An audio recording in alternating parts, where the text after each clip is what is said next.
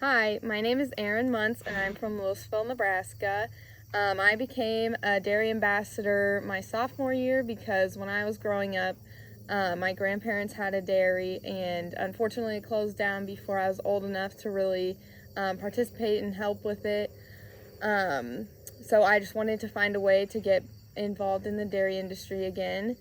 We're going to be reading a book today about a cow, and it kind of gave me this idea that I wanted to challenge everyone who's watching this to try to find a book about agriculture in your local libraries and try to share it with a friend who otherwise might not learn about agriculture. The book we're going to be reading is The Cow Who Wouldn't Come Down. The story and the pictures are by Paul Brett Johnson.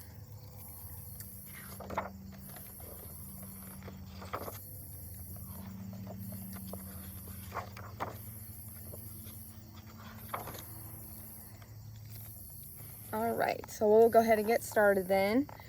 Miss Rosemary knew Gertrude had a mind of her own. Even so, the day that Gertrude took to flying, it put Miss Rosemary in something of a tizzy. "This won't do, it just won't do," she fussed and stewed. There was no telling what people would say. Besides, Miss Rosemary hadn't the slightest notion of how to milk a flying cow.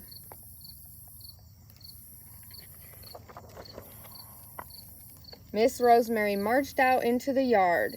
She called sternly, "Gertrude, you will kindly come down this very instant. It's a known fact that cows don't fly." Gertrude cut figure eights in the sky, pretty as you please, and completely ignored Miss Rosemary.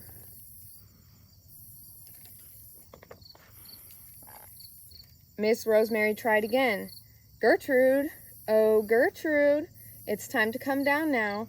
Here's a fresh bale of sweet alfalfa. You love alfalfa."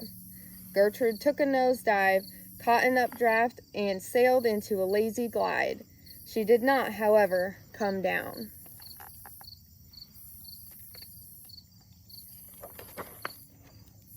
Poor Miss Rosemary, it was plain to see she was getting nowhere.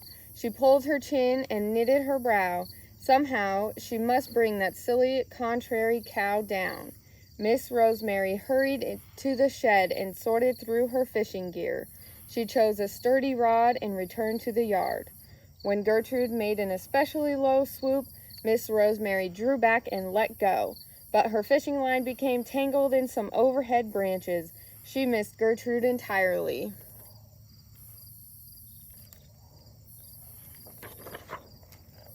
Gertrude perched in a tree and tried to sound like a bird. "Merp, merp." "Oh, Gertrude, do hush," Miss Rosemary grumbled. "It's a known fact that cows don't merp. They moo." Miss Rosemary had another idea. She found a long rope, made a lasso, and climbed the attic stairs. She crouched by the window, breathless, and waited.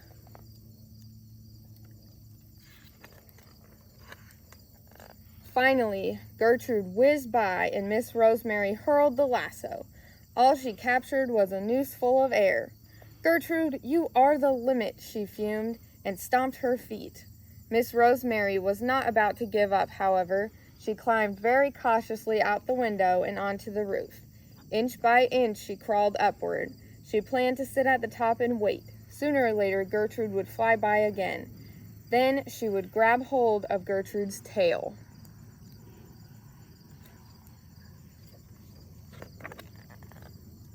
Just as she neared the crest of the roof, Miss Rosemary felt herself slipping. She grabbed for the chimney, but missed it. Down, down, down she slid. When she hit the gutter, Miss Rosemary bounced. Whoosh! Her dress billowed like a parachute as she sailed through the air and landed in a mass of trumpet vine. "That crack-brained cow will put me in an early grave," Miss Rosemary moaned as she untangled herself.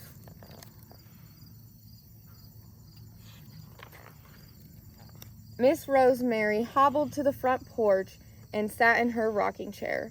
That was her best thinking place. She crossed her arms, set her jaw, and rocked and thought. She rocked and thought without stopping for lunch. She rocked and thought without speaking to the postman. She rocked and thought without answering the phone. Gertrude, for her part, did not come down, not once.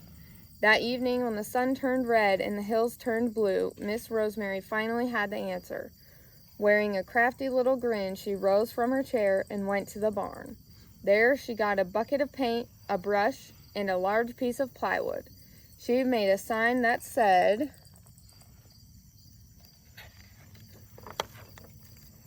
"Help wanted, full-time cow, experience desirable, apply in person."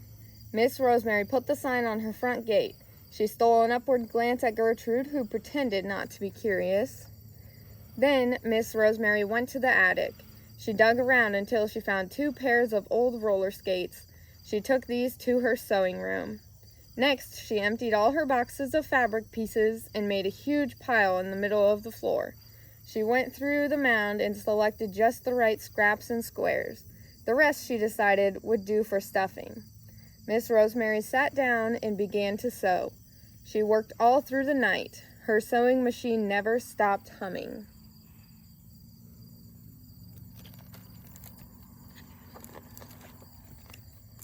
Just as the sun cleared the hilltops, out of the house Miss Rosemary came, followed by Matilda.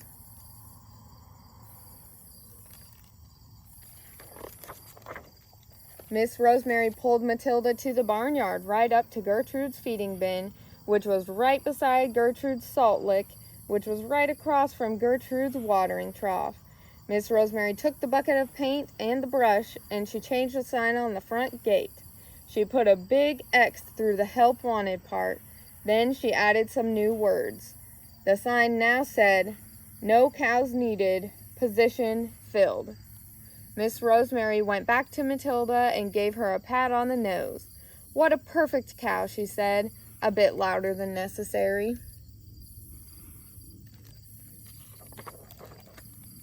With that, Miss Rosemary went inside, fixed herself a hearty plate of scrambled eggs and toast, and sat down to eat by the window. Gertrude circled above Matilda, slowly coming closer and closer. Around and around she flew until finally she made a sudden zoom for the clouds. Straight up she climbed. Way up she climbed.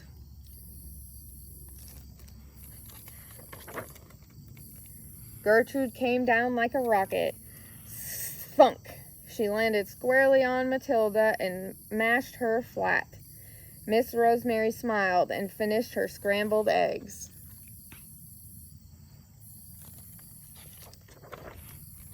Later, Gertrude returned to munching grass and swished her tail, as cows are supposed to do. Miss Rosemary was relieved, but she couldn't help thinking.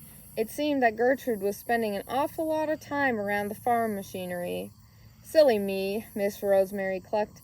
"It's a known fact that cows don't drive tractors."